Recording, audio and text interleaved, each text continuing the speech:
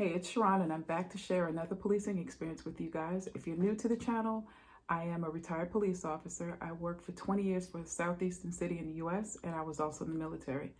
And I'm sharing some of my policing experiences and perspectives in hopes of helping others. And with that being said, I talked about it in a number of different videos about productivity. Some people call it a quota, and how I wanted to earn my paycheck. That was a big deal to me. I came into policing to help, and I want to earn my paycheck.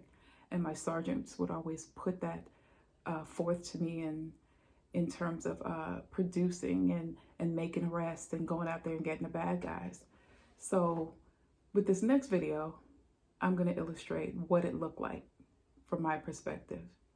Take a look at this. Hey guys, I just wanted to give you a perspective on me going into the neighborhood and trying to keep the sergeant off my back. Remember, I have to produce, or I have to earn my paycheck. So that's what I'm going through the neighborhood thinking. And like you see the guy over to the left, he's loud, but I don't know. He seems kind of drunk. So I don't know. I could probably come back and maybe get him for public drunkenness. Not sure yet.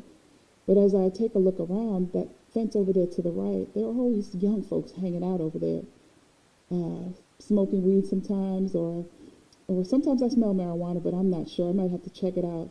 Or the guy with the lawnmower, he's at least suspicious. Might not be his. I might have to check him out. And I see some folks at the end of the street. Looks like a young group, so I'll probably go down there and see if they're above the age of 17, because I don't want to deal with any juveniles and all the paperwork. So at least I have a sure case, which is walking in the street. But what does all of that look like back at the precinct? The police perspective, if you will. That's what it looks like. Numbers. Each number represents a body or an actual person. And it looks good to the sergeants and the higher-ups because it looks like you're producing. All those numbers, like I said, represent human beings, individuals. But like I said, I need to keep the sergeant off my back. The sergeant needs to keep the captains and the higher-ups off his back or her back. And remember, when they talk about crime rates and things like that, that's what it looks like. Those are good numbers, as they would say. But does anybody ever think about what it looks like in the community with all those numbers? When officers are saturating an area, what does it look like in the community? Kind of looks like this. Nobody on the street. Built up, I should say, dilapidated houses, boarded up houses, trash all over the place. That's what it looks like in the community when you oversaturate an area. And when I say oversaturate, you go to the usually poor areas because more people are hanging out doing things. And this is what you see. The neighborhood is almost sterilized because we've taken a lot of the people out of it. Remember the drunk guy I was talking about? He's the one cleaning up the streets. And why is he cleaning up the streets? To get free beer. So that's why he's always drunk. And he's always yelling. What I realize now is he was calling out Bible scriptures. And he really wasn't bothering anybody because everybody was like, well, he's cleaning up. Give him a beer. And remember the kids walking in the street? They came from the house with the fence. They came to get him because his dad came home drunk, raising Cain, so they walked him down the street, trying to keep him calm. But one of them gets arrested. So nobody ever asks or questions, what does the neighborhood, how does it affect the neighborhood? This is how it affects the neighborhood. People are gone, things are run down, and that's a problem. Think about it. So what did you think about the illustration just now? I didn't think about it until I was going through the ostracism and retaliation of my fellow officers. I did not see the perspective from the neighborhood's point of view.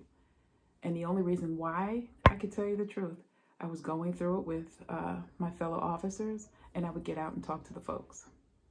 And that opened my eyes to the wider perspective, if you will, in policing.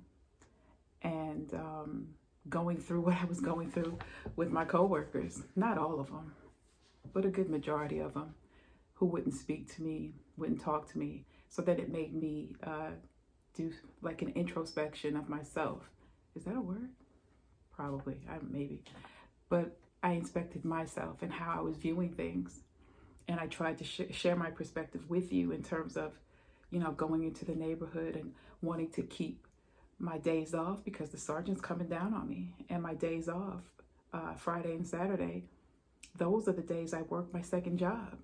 And on my second job, I make more than I do on my regular, doing less. So I went in there, I went into the neighborhood like, okay, I got to find these bodies. And I was benefiting. So while benefiting, you don't necessarily see the detriment or the hurt it can cause others. And I opened my eyes, so to speak, or had my eyes opened. And I hope by sharing that perspective, it helps someone else in policing or another field. But I will say this, yes, I benefited from it, and it was hard to see how detrimental it was. Okay? And as I usually say, and I try to remind you, you don't necessarily have to go through a thing to learn from it. Hit like, subscribe, and check out our online store. The link is in the description. I made a couple of notebooks. The links for those, that direct links, go straight to Amazon, so you don't have to go look for it. That's in the link. Until then, talk to you guys later. Bye.